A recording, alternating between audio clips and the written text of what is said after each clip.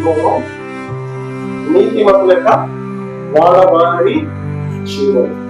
నీతిమంతుల యొక్క అంశం ఏంటి? నీతిమంతుల యొక్క వాడబారని జీవము.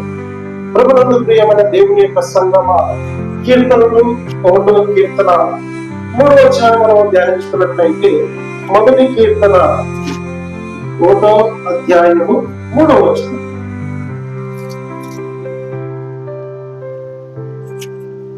అతడు నీటి కాలువలే యోరన నాటబడినదై ఆకు వాడక తన కాలమందు ఫలమిచ్చు చెట్టు వలె నుండును. అతడు చేయునంతయు సఫలమగును. హల్లెలూయా. ప్రభువుతో ప్రియమైన దేవుని యొక్క సంగమా, ప్రార్థించుకుందాం. పరిశుద్ధమైన వారిని, దైవమైన వారిని స్తోత్రం చెల్లిస్తున్నాం. ఆయన నా తల్లి ప్రభా, ఈ దిన వాక్యాన్ని మాతో మాట్లాడి చేసిన జ్ఞానము మాతో దయచేసి ఈ దాసునికి ప్రతి మాటను పరిశుద్ధాత్మకు అందించి మాతో మాట్లాడదు వెనకాల మనసు చేసిన జ్ఞానము మాతో మనలేదు. మీకే ఘనత చెల్లిస్తూ యేసయ్య పరిశుద్ధ నామమున కోరుకుంటున్నాం మా తండ్రి. ఆమేన్. హల్లెలూయా. ప్రభువుతో ప్రియమైన దేవుని యొక్క సంగమా, అతని యొక్క ప్రతి ఒక్క విశ్వాసం యొక్క పేర్లు అక్కడ రాసుకోవాలి.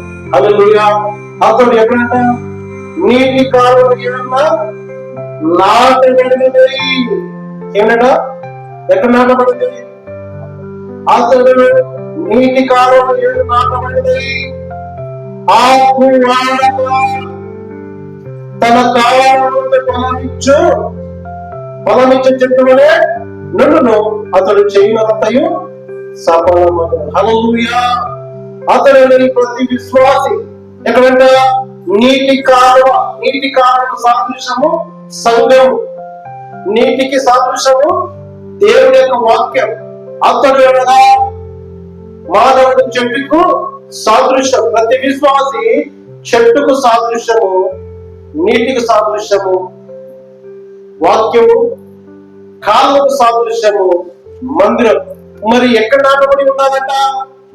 అతడు నీటి కాలువ ఏడున ఎక్కడైనా దేవుని యొక్క మందిరంలో, దేవుని యొక్క సన్నిధిలో ఎప్పుడైతే నాటబడి ఉంటాడో, దేవుని యొక్క సన్నిధిని ఎవరైతే మనకుండగా హత్తుకొని ఉంటారో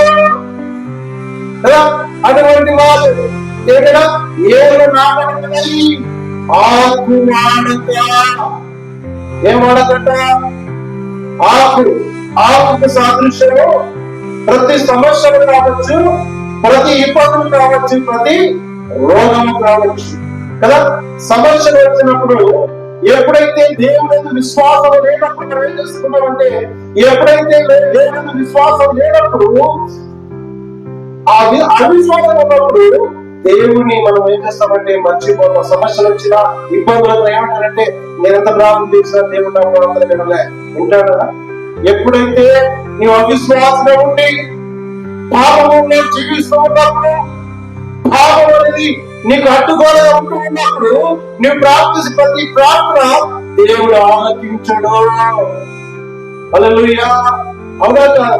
నేను అన్ని గంటలు ప్రార్థన చేశాను, నేనంత దేవుడు చేశాను చెప్పుకున్నా, దేవుడు ఆలకించడు. అందుకే ఎప్పుడైతే దేవుని యొక్క వాక్యంలో, దేవుని యొక్క మందిరంలో నాటబడిన వారిగా, ఎవరైనా నాటబడిన వారిగా ఉన్నప్పుడు తన కాలంలో ఫలమిచ్చే చెట్టు వలె ఉండాలంట.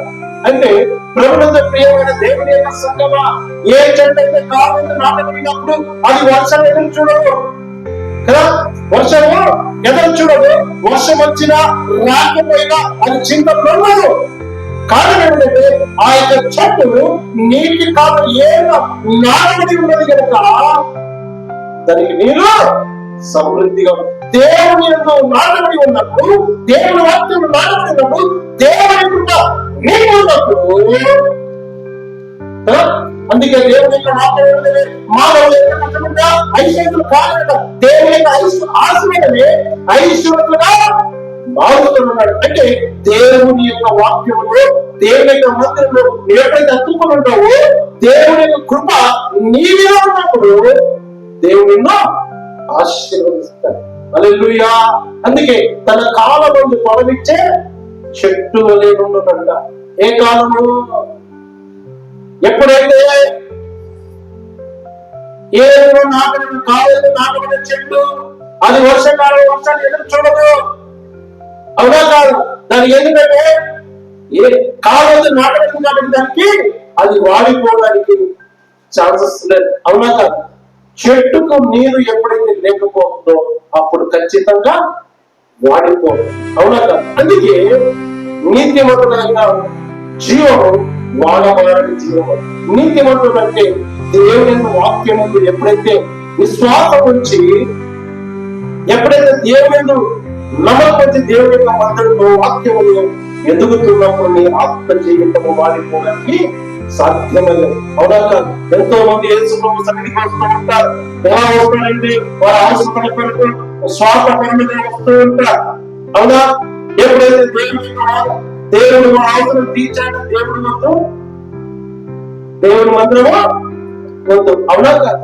మరి వారి జీవితంలో ఎక్కడేసిన దొంగలు అక్కడే ఉంటుంది. కారణం ఏంటంటే వారి జీవితంలో ఆశీర్వాదం ఉండవు. అవునా కాదు?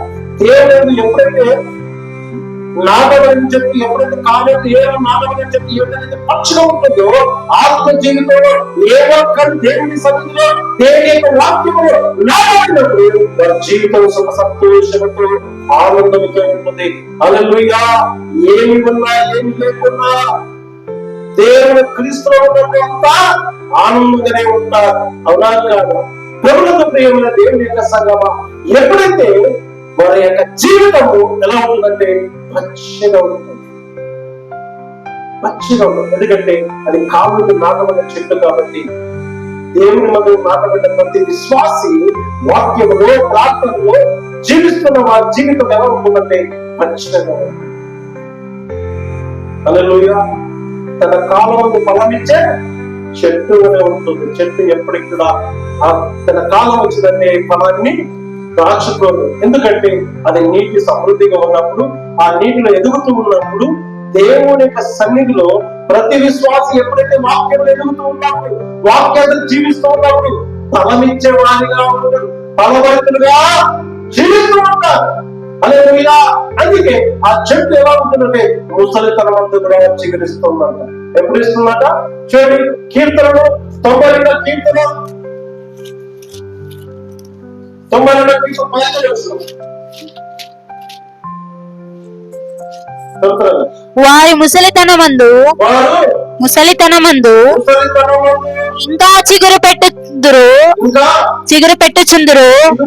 పెట్టుచుందురు సారము కలిగి పచ్చగా నుందురు. పచ్చగా అంటే ఎప్పుడైతే దేవుని యొక్క మందిరంలో ఎవరైతే నాటబడిన వారిగా ఉన్నప్పుడు ఆ యొక్క చెట్టు ఎలా ఉంటుందంటే వారి ముసలితనమందు, ఎప్పుడైతే ముసలితనము ఇంకా చిగురు పెట్టుదురు సారము కలిగి పచ్చగా ముందురట. ఎప్పుడైతే ప్రభువుకు ప్రియమైన దేవుని యొక్క సంగమా, ఎప్పుడైతే చింతకాయ చెట్టు ఎంతమంది చూశారు? చింతకాయ చెట్టు చాలా సంవత్సరాలకు అది ముసలితనమంతా ఏం చేస్తుంది? ఆ కాలం వచ్చినప్పుడు, తన కాలం వచ్చినప్పుడు చిగురిస్తున్న చిగురును చాలా మంది తింటూ ఉంటారు. అవునా కాదు? ఎందుకు? అది తీయగా పుల్లగా ఉంటుంది కాబట్టి చాలా మందికి ఇష్టంగా ఉంటారు. అవునా కాదు? అందుకే ఎప్పుడైతే దేవుని యొక్క మందిరంలో నాటబడిన వారు, అందుకే చాలా మంది ఉద్యోగంలో ఉన్నా కూడా, ముసలితనంలో ఉన్నప్పుడు కూడా దేవుని యొక్క సన్నిధిని పెట్టుకుంటే ఉన్న వారి జీవితంలో వారి ముఖంలో ప్రకాశిస్తూ ఉంటాయి. ఎందుకంటే ఎప్పుడైతే సంఘములు ముసలివాళ్ళు కూడా ఉండి మూలుగుతూ దేవుని స్తుతిస్తారో, ఎప్పుడైతే దేవుని ఆరాధిస్తారో వారి జీవితంలో సదాకాలం శాంతి, నెమ్మది ముఖము ప్రకాశిస్తుందట. హల్లెలూయా. ప్రభువునందు ప్రియమైన దేవుని యొక్క సంగమా, అందుకే వారు ఎలాగంట ముసలితనం అంటే కూడా ఏం చేస్తారంట, చిగురు పెట్టుదలు. చిగురు పెట్టింది కాకుండా ఏమేమి కలిగి ఉంటుందంట, సారము కలిగి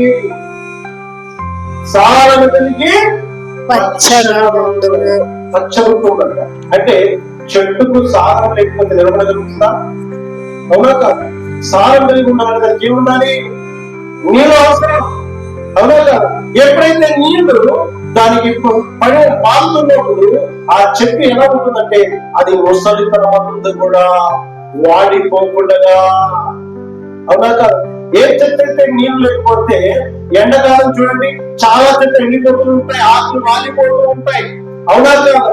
ఎప్పుడైతే వర్షాకాలంలో ఆ చెట్లు నీళ్లు పడుతూ ఉన్నప్పుడు ఆ చెట్లు పచ్చగా ఉంటాయి, ఆకులు వాడిపోతూనే ఉంటాయి, సారం కలిగి ఉంటుంది, అది పచ్చగా కనబడుతూ ఉంటుంది, అవునా కాదు? వర్షాకాలంలో చెట్టు ఎప్పుడైతే ఎండాకాలానికి వచ్చినప్పుడు, ఎండాకాలంలో నీళ్లు లేనప్పుడు ఆ చెట్టు ఏ విధంగా అయితే వాడిపోతుందో, ఆత్మ జీవితంలో కూడా నీ జీవితం అలాగే ఉంటుంది. ఎప్పుడైతే దేవుని యందు విశ్వాసం కలిగి నువ్వు నాటబడిన చెట్టు వలె, ఎక్కడ దేవుని మందిరంలో దేవుని యొక్క వాక్యంలో ఎప్పుడైతే నువ్వు నాటబడి ఉంటావో అప్పుడు సారం కలిగి ఎప్పుడైనా ముసలితనం కూడా చిగురిస్తూ ఉంటారు. తర్వాత సారం కలిగి పచ్చగా ఉంటారు. ఎందుకంటే దేవుని యొక్క వాక్యము, ప్రార్థన, దేవుని మంత్రాన్ని విడవకుండా మనం ఎప్పుడైతే జీవిస్తామో అటువంటి వారి జీవితంలో సారము కలిగి పచ్చగా ఉంటాం. అందుకే అది ముసలితనం కూడా చిగురిస్తూ ఉంటుంది. చింతకాయ చెట్టు ముసలి ఎంత సంవత్సరాలు ముసలితే ఉన్నప్పుడు కూడా అది తన కాలం వచ్చినప్పుడు చిగురిస్తూ ఉంటుంది. దాని యొక్క ఆకు ఎలాగా ఉంటుందట, ఏముంటుంది, పొల్లుగా ఉంటుంది. అదే తన చిగురించలేనప్పుడు ఆకులు ఎవరు తినగలుగుతారా? ఎవరు తినలేరు, అవునా? చిగురాకులైతే నేను తినగలుగుతాను, అవునా కదా? దేవుని యొక్క వాక్యములో నీ చిగురుతూ ఉండాలి. హల్లెలూయా. చిగురుతూ ఉండాలి, సారం కలిగి ఉండాలి, పచ్చ కలిగి ఉండాలి. అంటే ఈ యొక్క సాక్ష్యం ఎలా ఉండాలంటే సారం చిగురించాలి, తర్వాత సారం కలిగి ఉండాలి, తర్వాత పచ్చ కలిగి ఉండాలి. అంటే దేవుని యందు నీ విశ్వాసం నుంచి రక్షణ పొందిన తర్వాత నీ సాక్ష్యం కూడా ఒక చెట్టు అనే చిగురు అనే సారం కలిగి ఉండాలి. తర్వాత పచ్చగంటే నీ ఆత్మ సాక్షిగా దేవుని యొక్క విశ్వాసం కలిగి జీవించాలి. ఎందుకంటే ఎవరు జీవిస్తారంటే దేవుని యొక్క వాక్యాన్ని విడవకుండా, దేవుని మందిరాన్ని విడవకుండా, ఎవరైతే నాటబడిన చెట్టు ఏ విధంగా నువ్వు పచ్చగా ఉంటుందో ఆత్మ జీవితంలో నువ్వు సారం కలిగి జీవిస్తూ ఉన్నప్పుడు పచ్చగా ఉంటావు, చిగురిస్తూ ఉంటావు. వాడిపో కారణం ఏంటంటే దేవుని యందు ప్రార్థనలో, వాక్యంలో, విశ్వాసంలో, నమ్మకంలో నీవు జీవిస్తున్నప్పుడు సారం కలిగి పచ్చగా ఉంటావు. హల్లెలూయా. కాబట్టి ప్రభువునందు ప్రియమైన చిగురు పెడుతూనే ఉంటావు. కాబట్టి ప్రభువునందు ప్రియమైన దేవుని యొక్క సంగమా, నువ్వెప్పుడైతే సారం కలిగి చిగురిస్తూ ఉంటావో అటువంటి వారి ఎలా ఉంటారంటే నాటబడిన వారు చెట్టు వలె ఉంటారు. ఎలా ఉంటారు? నాటబడిన చెట్టు ఏ విధంగా ఉంటుందో చూడు. ఇర్మియా గ్రంథము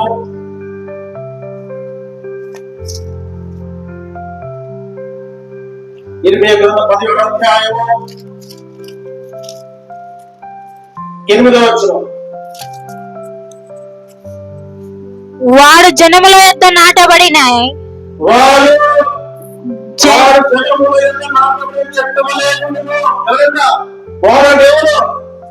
ప్రతి విశ్వాసి కదా, అక్కడ చెట్టనుందా వాడనుందా? వాడేవాడు దేవుని విశ్వాసం ప్రతి క్రైస్తవుడు వాడు అంటే చెట్టుకు సాదృశ్యము ప్రతి విశ్వాసం, అవునా? అక్కడ చెట్టనుందా వాడనుందా? వాడు అవునా కాదు? అంటే ఎప్పుడైతే విశ్వాస జీవితంలో జీవిస్తున్నా వాడు జలములైతే నాటబడిన చెట్టు వలె ఉండును. చెట్టు వలె ఉండదు. అది కాలువల దాని వేర్లు తన్నును, వెట్ట కలిగినను దానికి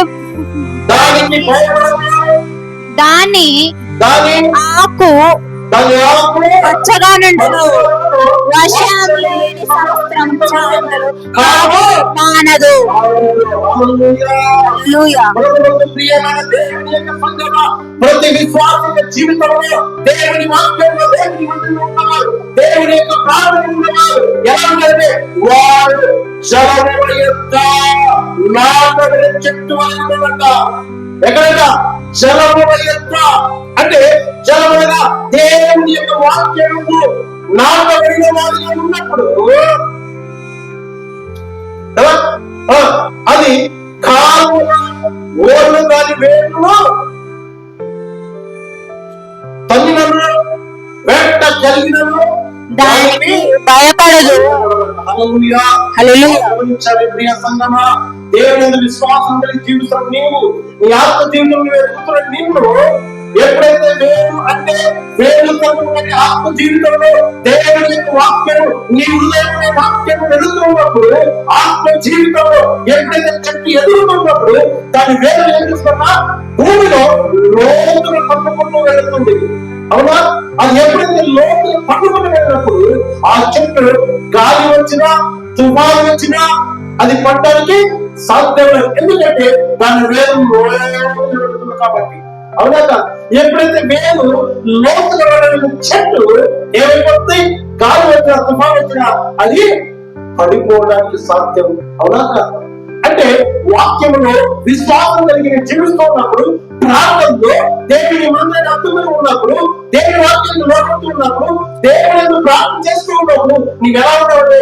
జలము ఎంత నాటబడిన వాడిగా ఉంటున్నప్పుడు, అంటే చెట్టు ఏ విధంగా వేర్లు తన లోతుగా భూమిలో తన్నుకుంటూ వెళుతుందో నీ వాక్యం నీ హృదయంలో వెళుతూ ఉన్నప్పుడు ఆత్మ జీవితం స్థిరంగా నిలబడుతుంది. కదలకుండగా వెంట కలిగిన వెంటను సాధించిన శ్రమ వచ్చినా, వేదం వచ్చినా, రోగం వచ్చినా అది చెట్టు ఏరున నాటబడినది కాబట్టి, జలవంతం నాటబడింది కాబట్టి దాని వేరు లోపల పడుకుంటూ వెళుతున్నప్పుడు వెంట కలిగి అది భయపడదంట, చింత నందుదంట. హల్లెలూయా. అవునా కాదా? ఆత్మ జీవితంలో ఎప్పుడైతే చెట్టు దాని వేరు ఎప్పుడైతే లోపల వెళుతుందో మన జీవితంలో ఏం ఉండాలి? ప్రార్థన ఉండాలి, వాక్యం ఉండాలి, దేవుని సన్నిధి ఉండాలి. అప్పుడు వెంటనే ఏ టెన్షన్ అంటే ఏ సమస్య వచ్చినా, ఏ బాధ వచ్చినా, ఏ రోగం వచ్చినా ఎవరి వైపు చూస్తా? దేవుని వైపు. విశ్వాసం వచ్చినప్పుడు దేవుని వైపు చూస్తా. అవునా కాదు? హల్లెలూయా. దేవుని వైపు నేను ఎప్పుడైతే చూస్తావో అప్పుడు ఏం చేస్తున్నట్టు ఆ చెట్టు చింత నందుకు కాపు ఏం చేస్తున్నట్టు దాని ఆకు పచ్చగా నుండును, వర్షం లేని సంవత్సరమున నందదు, కాపు మానదు. హల్లెలూయా. ప్రియమైన దేవుని యొక్క సంగమా, ఎప్పుడైతే వెంటనే దేవుని సమస్య ఏ సమస్య వచ్చినా, ఎన్ని ఇబ్బందులు వచ్చినా, ఎన్ని అవమానాలు వచ్చినా నువ్వేం చేస్తున్నావంటే డోంట్ కేర్ అంటావు. ఎందుకంటే దేవుని యొక్క విశ్వాసం కలిగి జీవిస్తున్నావు. చింతను భయపడను. ఏమిటంటే నీతో పాటు దేవుడుగా ఉంటాడు. ఆయన లేకుండా ఏది కూడా ఆయన కలిగిన ఏది కూడా ఆయన లేకుండా ఏది కలగలేదు. కాబట్టి నేను అవమానపరచడానికి కూడా కలిగినట్టు కూడా చింతపడద్దు, నిందలు వేసిన చింతపడద్దు. ఎందుకంటే దేవుని యొక్క విశ్వాసం కలిగి జీవిస్తున్నప్పుడు, వాక్యం నేను ఎదుగుతూ ఉన్నప్పుడు, నేను చాలా మంది అవమానపరిచిన చింత చేయొద్దు, భయపడద్దు. ఎందుకంటే ఆ యొక్క చెట్టు ఏదో నాటబడ్డది కాబట్టి, కాలంతో నాటబడింది కాబట్టి, అందుకే దాన్ని వేళ్ళకు భూమిలో తన్నుకుంటూ వెళుతుందంట. పైన వెంట కలిగినను అంటే దాన్ని వేడి కలిగిన చింత చేయని భయపడదంట. మన జీవితంలో కూడా ఎన్ని సమస్యలు వచ్చినా, ఎన్ని బాధలు వచ్చినా నీ చెట్టు వల్లే స్థిరముగా కదలకుండా నిలబడాలి. హల్లెలూయా. ఎలా సాధ్యం అంటే ఆ చెట్టు ఎక్కడ నాటబడిందంట? ఎక్కడున్నది? కాలువ నాటబడింది కాబట్టి ఆ చెట్టు చింత చేయడం తన కాలం ఫలమిచ్చే చెట్టు అని ఉంటుంది. మన కాలం వర్షం వచ్చినా వర్షం రాకపోయినా చింత నొందదంట. హల్లెలూయా. వర్షం లేని సంవత్సరం చింత నొందదు, కాపు మానదంట. ప్రభునందు ప్రియమైన దేవుని యొక్క సంగమా, క్రీస్తునందు విశ్వాసం వచ్చినప్పుడు నీకు పని లేకపోయి ఉండొచ్చు కదా, నీకు డబ్బు లేకుండా పోయి ఉండొచ్చు, కానీ దేవుని బ్రతికిస్తున్నాడు, బ్రతికించిన ఆకాశం వాటికంటే మీద బహుశేషం ఉన్నాడు దేవుడు. ప్రభునందు ప్రియమైన దేవుని యొక్క సంగమా, ఈరోజు మనము బాధలతో ఇబ్బందులతో సమస్య ఉన్న దేవుని విశ్వాసం వచ్చినప్పుడు సమాధానం దేవుడు కాపాడుతున్నాడు. అవునా? ప్రభుత్వ ప్రియమైన దేవుని యొక్క సంగమా, ఎప్పుడైతే ఆ చెట్టు భయపడడం లేకుండా వర్షము లేకపోయినా చింత చేయలేదు. అవునా కదా? వర్షం కొరికే కాసుకుంటే చెట్టయితే వర్షం వస్తేనే కదా నేను ఫలమిస్తాను, లేకపోతే ఎండిపోతానంట. అవునా కదా?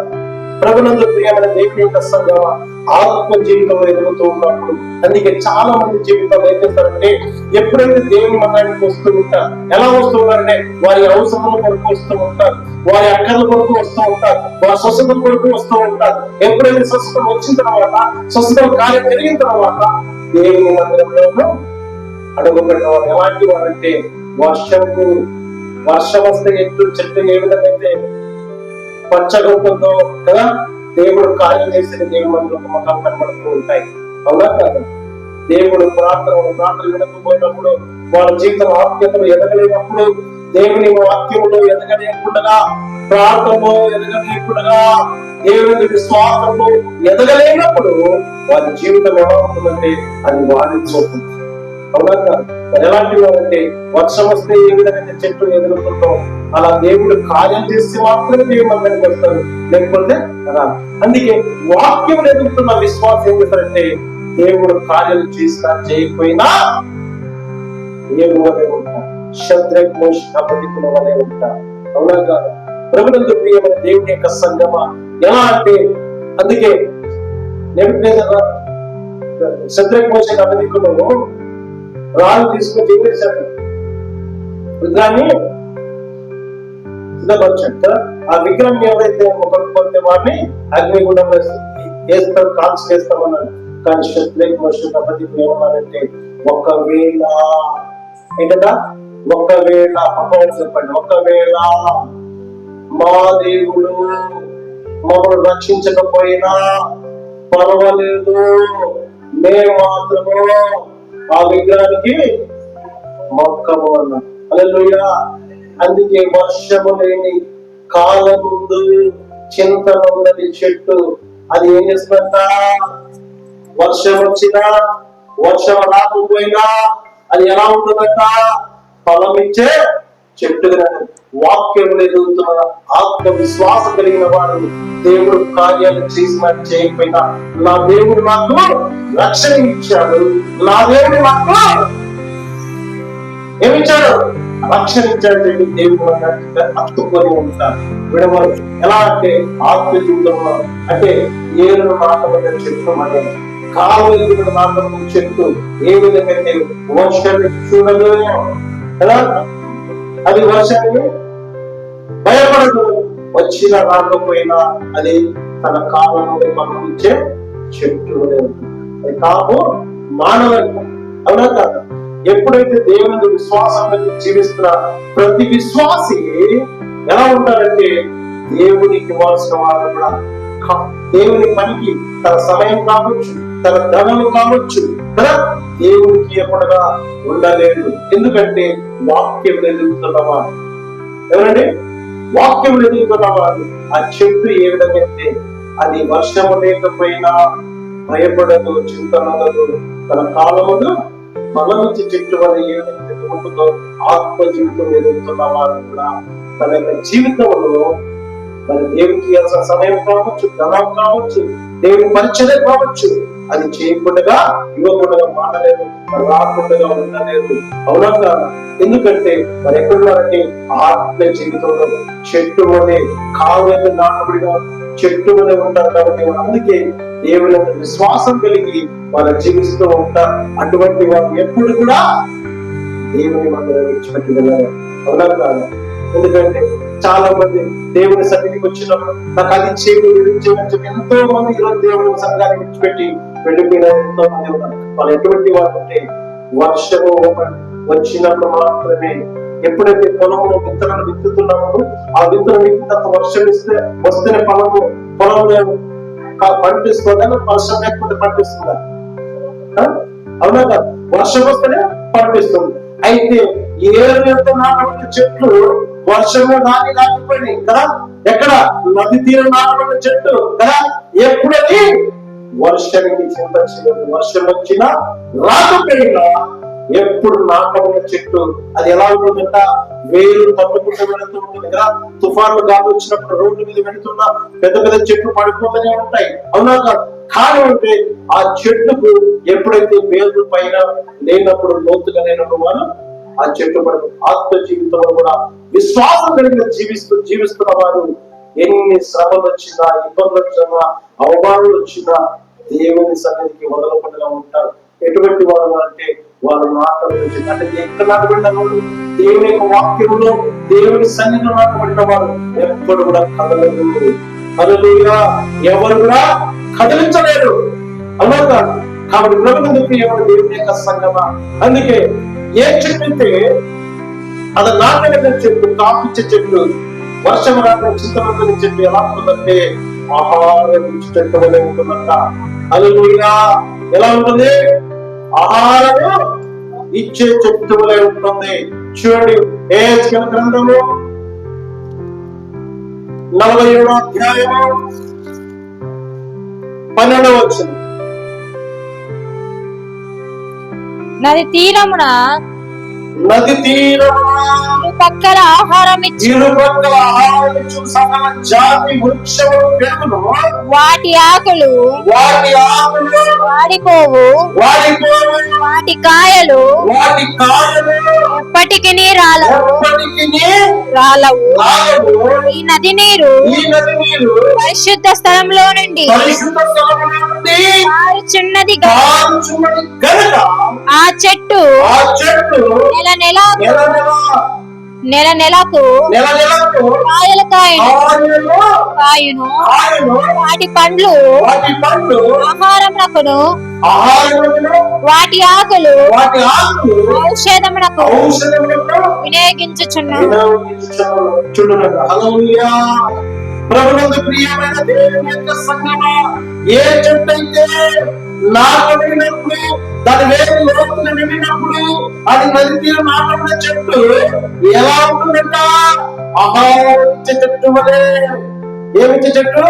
ఆహారం ఇచ్చే చెట్టు వలె ఉంటుంది. అయితే నది తీరం ఇరుపక్కల ఎవరున్నారంటే అక్కడ నది తీరం ఇరుపక్కల ఆహారం ఇచ్చు సకల జాతి వృక్షములు పెరుగును.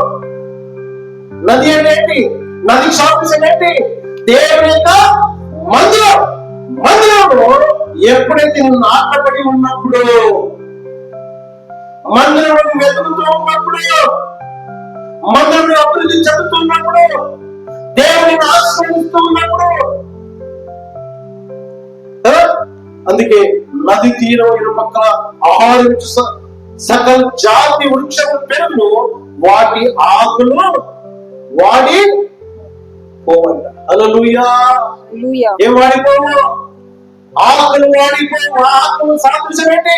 నువ్వు కష్టపడిన కష్టార్జితము, నీ ధనము ఎప్పుడైతే దేవుని యొక్క వాక్యములో, దేవుని యొక్క మందిరంలో నువ్వు ఎదుగుతూ ఉన్నప్పుడు, అటువంటి వారికి ఏ రోగం రాదు.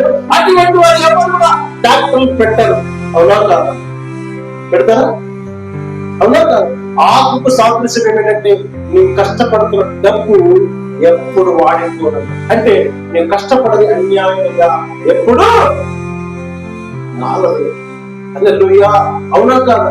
ఎంతో మంది సమృద్ధిగా ఉన్న ధనం ఉన్న వారికి చూడండి, ధనం ఉంటే ఏముంటుంది? రోగం ఉంటుంది. అవునా? ఆ రోగం ఉన్నవాడు ఖచ్చితంగా ప్రతిరోజు ఈ కాలం ఎలా ఉందంటే చాలా మంది చూస్తూ ఉన్నాం. ఎలా ఉన్నారు వాళ్ళు?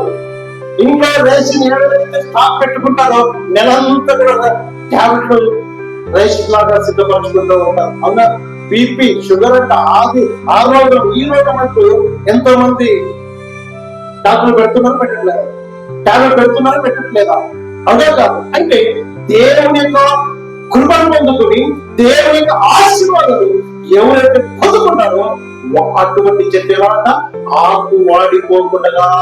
అంటే నీ ధనము, నీ డబ్బు, నీ కష్టపడిన కష్టతము ఎప్పుడు వృధా కాదు. నువ్వు డాక్టర్లు పెట్టవు, అన్యాయంగా ఎవరికి కూడా పెట్టవు. అవునా కాదు? ఎప్పుడైతే ఆ చెట్టు నది తీరంలో ఉండగా, అంటే దేవుని యొక్క వాక్యం లేని వాడు జీవితం ఎలా ఉంటుందంటే ఆకు వాడిపోకుండా ఏ విధంగా ఉంటుంది? దేవుని విశ్వాసం కలిగి జీవిస్తున్న వారి జీవితము ఆకు ఎప్పుడు కూడా వాడిపోదు. కారణం ఏంటంటే అది నది తీరం నాటబడింది కాబట్టి.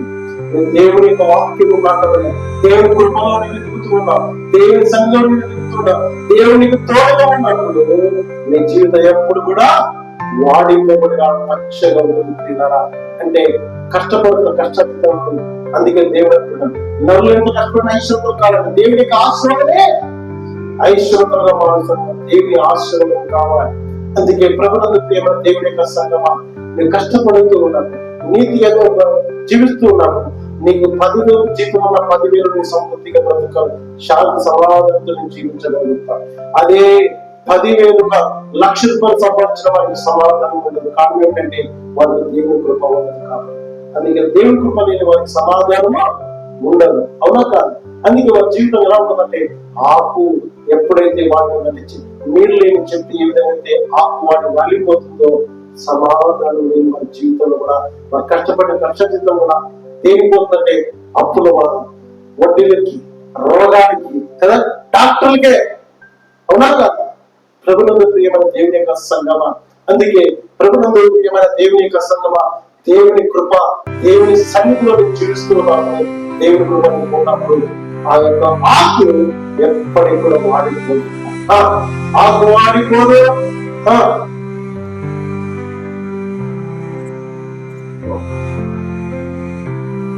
వాటి ఆకు వాడదు. ఈ నది నీరు పరిశుద్ధ స్థలములో నుండి పారుచున్నది. ఏమిటంటే నది నీరు అంటే నదికి సాదృశ్యమంటే మందిరము, నీరుకు సాదృశ్యమంటే దేవుని యొక్క వాక్యం. అంటే దేవుని యొక్క మందిరం ఉంటున్నప్పుడు ఆ మందిరం నుంచి పరిశుద్ధ స్థలంలో పారుచున్నది కనుక దేవుని యొక్క వాక్యము ఎప్పుడైతే దేవుని మందిరం వినగలుగుతామో, ఎక్కడ వినాలంట? నది తీరంలో నాటబడే నీళ్ళు ఎలా ఉంటాయట? పరిశుద్ధమవి పారుచుంటాయి. అవునా కాదు? పారతాయి, పాడు. నీరు పారకపోతే ఆగి ఉంటే నీరు మురికి పడతాయి, వాసన పడుతూనే పట్టదా?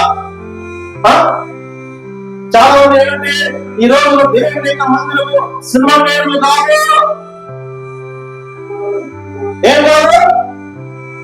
దేవుని మందిరంలో ఎప్పుడైతే వచ్చినప్పుడే ఆ నీరు పరిశుద్ధంగా పారుచున్నాయంట.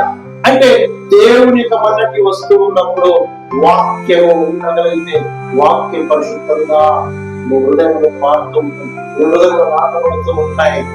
హల్లెలూయా. దేవుని యొక్క వాక్యం ఎలాంటిది? పరిశుద్ధమైనది. అవునా? కళంకం లేనిది. అవునా? మచ్చ లేనిది. దేవుని యొక్క వాక్యం పరిశుద్ధమైనది కాబట్టి అది నీ హృదయంలోకి మారుతూ ఉండాలి. హల్లెలూయా. అవునా కాదు? నది తీరం ఎలా ఉండాలంటది? ఆ నీళ్లు పరిశుద్ధంగా పారుచుని కనుక నెల నెలకు ఆ చెట్లు నెలకు కాయలు కాయను వాటి పండ్లు. ఏమిటంటే ఆ చెట్లు దేవుని యొక్క వాక్యంలో ఎప్పుడైతే నీ వెతుకుతూ ఉన్నప్పుడు, దేవుని యొక్క వాక్యంలో నీ అభివృద్ధి చెందుతున్నప్పుడు ఆ చెట్లు ఏం చేశాక నెల కాయలు వాటి పండ్లు ఆహారమునకును వాటి ఆకులు ఔషధమునకును వినియోగించును. ఎప్పుడైతే దేవుని యొక్క సన్నిధిలో దేవుని మందిరానికి వస్తున్నప్పుడు, దేవుని యొక్క వాక్యం ఎదుగుతూ ఉన్నప్పుడు, అంటే దాని యొక్క ఆహారం నెలల కాసే కాయలు కాస్తుంటే చెట్టు ఎదుగుతున్నప్పుడు ఈ చెట్టు కాయ కూడా దాచిపెట్టుకుంటుందా? చెట్టు చాలా యథార్థం ఉంటుంది, అవునా కాదు? చెట్టు చాలా యథార్థంగా ఉంటుంది, నమ్మకంగా ఉంటుంది, అవునా కాదు? ఎప్పుడైతే దానికి నీళ్లు పోస్తూ ఉన్నప్పుడు, ఎప్పుడైతే అది ఎదుగుతూ ఉన్నప్పుడు నెల నెల కాయలు కాస్తుంది. హల్లెలూయా. ఆ నెల నెల కాయలు కాస్తున్నప్పుడు ఆహారం ఇచ్చే చెట్టు వలె ఉంటుందంట. ఆహారము ఇచ్చే చెట్టు వలె అంటే నెల నెలకు నీవు కష్టపడుతున్న కష్టాధికమే అది నీవు చెట్టు వలె సాదృశ్యంగా నీవు కాయలు కాసేవారిగా ఉండాలి. ఆహారం ఇచ్చేవారిగా అంటే ఆకలి తీర్చేవారిగా ఉండాలి సంఘానికి కదా. దాని యొక్క ఆకులు ఎందుకు ఉపయోగపడతాయంట? ఔషధానికి. అంటే నీవిచ్చే ప్రతి కానుక, నీవిచ్చే ప్రతి పైసా దేవుని పంచకు ఉపయోగపడుతూ ఉండాలి, సువార్తకు ఉపయోగపడుతూ ఉండాలి, అవునా? నశించిపోతున్న వారికి దేవుని యొక్క వాక్యం ద్వారా సువార్త ప్రకటించడానికి నీవు కాయలు కాసి చెట్టు అనే ఉండాలి. హల్లెలూయా. ఆకు చెట్టు యొక్క ఆకు దేనికి ఉపయోగపడతాట? ఔషధానికి. ఔషధం దేనికి అంటే ఏ వ్యాధి వచ్చిన వారికి, వ్యాధి వచ్చిన ఔషధం ఉపయోగించదు, అవునా కదా? నశించి నరకానికి వెళ్తుంది. సత్యం గ్రహించలేక సత్యం తెలియని వారికి నీవు కాసే కాయలు అంటే నీవిచ్చే ధనము ప్రతి పైసా సువార్తకు ఉపయోగించబడాలి. హల్లెలూయా. అవునా కాదా? ఆహారం ఇచ్చే చెట్టు అనే ఉండాలంట, ఆకలి తీర్చేవాడినే ఉండాలి, సంఘంలో ఆకలి తీర్చేవాడినే ఉండాలి, కాయలు కాసేవారి ఆకులు అది నెలల ఔషధానికి ఉపయోగపడే వారిగా ఉండాలి. అంటే నువ్వు కష్టపడిన ప్రతి పైసా దేవుని పరిచయం, దేవుని స్వార్థలు చెట్టు యథార్థంగా ఏ విధంగా ఆకలి తీరుస్తుంది, తర్వాత దాని ఆకు ఏం చేస్తుందంట? ఔషధానికి ఉపయోగపడుతుంది. హల్లెలూయా. మరి అనేక పక్షులకు నీడిచ్చే చెట్టుగా ఉంటుంది, అవునా? ఎండాకాలంలో ఎప్పుడైతే అది నది తీరంలో ఉన్న చెట్టు, ఎప్పుడైతే ఆ నది తీరంలో నాటుకున్న చెట్టు దాని దగ్గర చల్లగా ఉంటుందని చెప్పి ఎత్తగా ఉండి అక్కడ వెళ్ళి మనుషులు మాట్లాడుకోవడానికి ప్రయత్నించారు. ఎందుకు? ఆ చెట్టు కింద, పచ్చగున్న చెట్టు కింద నీడ ఉంటుంది కాబట్టి, అది చల్లదనం ఇస్తుంది కాబట్టి అనేకులు అక్కడ అంటే దేవుని విశ్వాసం నిన్ను బట్టి, నీ విశ్వాసాన్ని బట్టి, నీ యొక్క ప్రేమను బట్టి, నీ యొక్క భక్తిని బట్టి అనేకులు చుట్టుపక్కల ఉన్న వారు కూడా రోగం వచ్చి, ఇబ్బందులు వచ్చినా, ఇరుకు వచ్చినా నీవు చెట్టు ఏదైతే నీడిచ్చే చెట్టుగా ఉంటుందో నీవు అనేకులకు ఆదరించేవాడిగా ఉండాలి. హల్లెలూయా. అవునా కదా? చెట్టు దేనికి? ఆకలి తీరుస్తుందంట, తర్వాత ఆకలి ఔషధానికి ఉపయోగిస్తుందంట, దాన్ని నీ దగ్గర ఇతరులకు ఆదరిస్తుంది. ప్రభునందు ప్రియమైన దేవుని యొక్క సంగమా, ఆ చెట్టు వలె మనం ఏం చేయాలంట? సకల జాతి వృక్షములు పెరుగుతాయంటే సకల జనులు ఎప్పుడైతే దేవుని యొక్క మందిలో ఎదుగుతున్నప్పుడు, దేవుని సంఘంలో ఆత్మీయులు పెరుగుతున్నప్పుడు ఎలా ఉండాలి? చెట్టు వలె ఉండాలి, అవునా? చెట్టు ఎప్పటికి కూడా అది దాచుకోదు, అది ఎప్పటికి కూడా ఏం చేస్తుందంట? మడత పెట్టుకోదు, అవునా కాదు? యథార్థంగా అది ఫలిస్తూ ఉంటది. దేవుని విశ్వాసం వచ్చి రక్షణ మనం కూడా ఆకలి తీర్చేవారిగా, ఆకులు ఔషధం ఉపయోగపడేవారిగా, ఇతరులకు నీడిచ్చేవారిగా, ఆదరణించేవారిగా మనం జీవించాలి. అప్పుడే నీతిమంతుల జీవితము వాడవారి జీవితం పరీక్షగా ఉంది. హల్లెలూయా. అవునా కాదు? ఫలం ఇకపోతే ఏం చేస్తారు? చట్నీ, అవునా కాదు? ప్రభునందు ప్రియమైన దేవుని యొక్క సంగమం. అందుకే హోషేయ గ్రంథము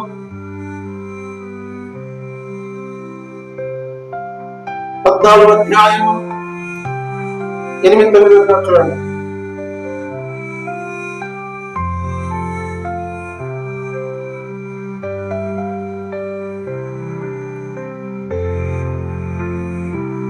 హోషేయ 14వ అధ్యాయం 8వ వచనం.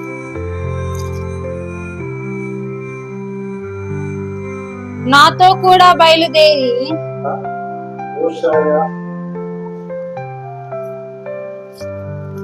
హోషేయ తొందరగా 14వ అధ్యాయము 8-9 వచనాలు.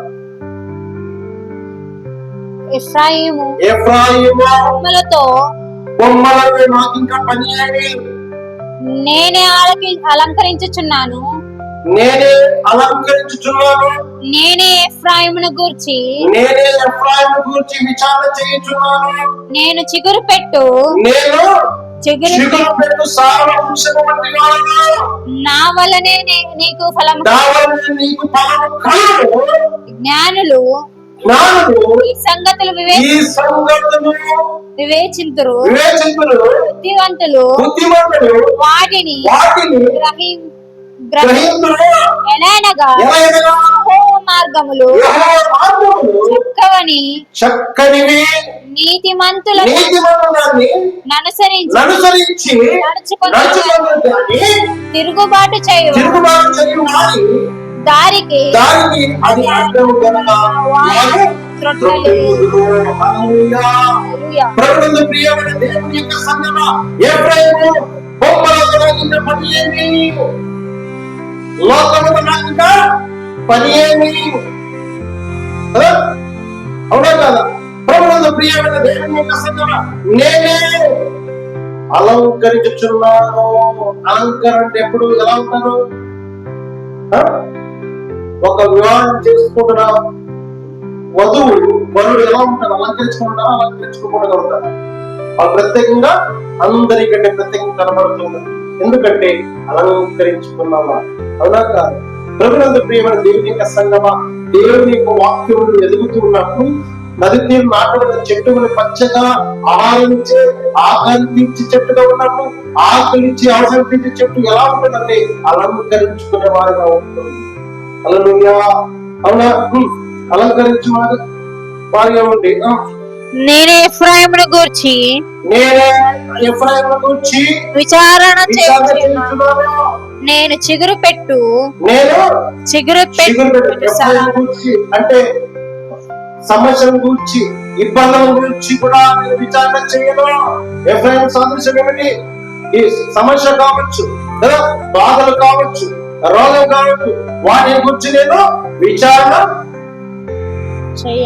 చేయుచున్నాను. నేను సరళ వృక్షం వంటి వాడను. నా వలనే నీకు ఫలము కలుగును. హల్లెలూయా. ప్రభునందు ప్రియమైన దేవుని యొక్క సంగమా, ఎప్పుడైతే దేవుడు నీవు ఉంటున్నప్పుడు, దేవుడు జీవిస్తూ ఉన్నప్పుడు నీవు చిగురు పెట్టేవాడిగా ఉంటావు. ఎఫ్రాయిం గురించి విచారించుచున్నావు కాబట్టి నేను చిగురు ఏమిట చిగురు చిగురుతును చిగురు పెట్టు సారా వచ్చి వాడను. నా వలనే నీకు ఫలము కలుగును. నీకు ఫలము అంటే దేవుని యొక్క సన్నిధిలో ఎఫ్రాయిం అంటే దేవుని యొక్క మందిరం, దేవుని యొక్క సంఘం అంటే దేవుని గురించి నువ్వు ఎప్పుడైతే జీవిస్తూ ఉంటావో అప్పుడు దేని కూడా చింత చేయవు. నీ చిగురిస్తున్న సారా వృక్షమని ఉంటావు. తర్వాత నా వలనే దేవుని వల్ల నువ్వు ఫలము పొందుకోగలవు. దేవుని యొక్క వాక్యంలో, దేవుని సంఘం దేవుడు పొందుకోగలరు. అయితే జ్ఞానుని సంగతులు వివేచిస్తారంట. ఎవరు అంటే జ్ఞానం కలిగిన వాడు, జ్ఞానం లేని వారా? జ్ఞానం ఏం చేస్తారంట? ఈ సంగతులు విచారించులు. ఏ సంగతులు? దేవుని యొక్క వాక్యములు, దేవుని యొక్క మందిరంలో వారు విచారించులు. బుద్ధిమంతులు వాటిని గ్రహిస్తారంట. బుద్ధిమంతులు ఏం చేస్తారంట? జ్ఞానులు విచారిస్తారు, బుద్ధిమంతులు వాటిని గ్రహిస్తారంట. అంటే వాక్యం చెప్తున్న ఆశీర్వదించబడాలి. ఎంతమంది దేవుని సన్నిధికి వస్తున్నప్పుడు దేవుని యొక్క కృప పొందుకోవాలి, దేవుని యొక్క ఆశీర్వదించబడాలంటే బుద్ధిమంతులు పోలిగా ఉంటుంది. అవునా? వారు గ్రహించుకుంటారట. బుద్ధిమంతులు ఏం చేస్తారట? బుద్ధిమంతులు వారి గ్రహింతులు చక్కనివి. అవునా? బుద్ధిమంతులు దేవుని విశ్వాసం వచ్చి వాక్యం విని వాక్యాన్ని గ్రహించుకొని వాక్యంగా జీవించడానికి బుద్ధిమంతులు నడుచుకుంటారు. హల్లెలూయా. నీతిమంతులు దాన్ని అనుసరించి నడుచుకుంటారు. దాన్ని తిరుగుబాటు చేయవారి అది అడ్డుగా వెనుక వారిని తొట్టులుగా.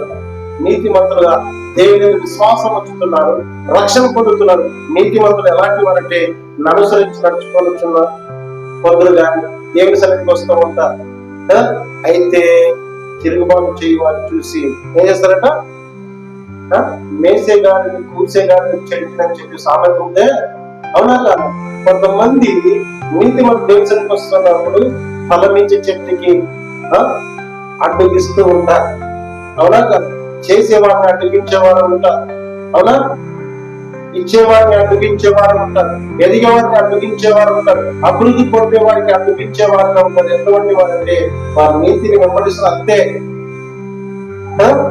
వారు అడ్డగించేవారుగా ఉన్నారు. హల్లెలూయా. కాబట్టి ప్రభునందు ప్రియమైన దేవుని యొక్క సంగమా, వారు అడ్డగించేవారు. అటువంటి వారు ఎలా ఉంటారంటే తొట్టిల్లుగా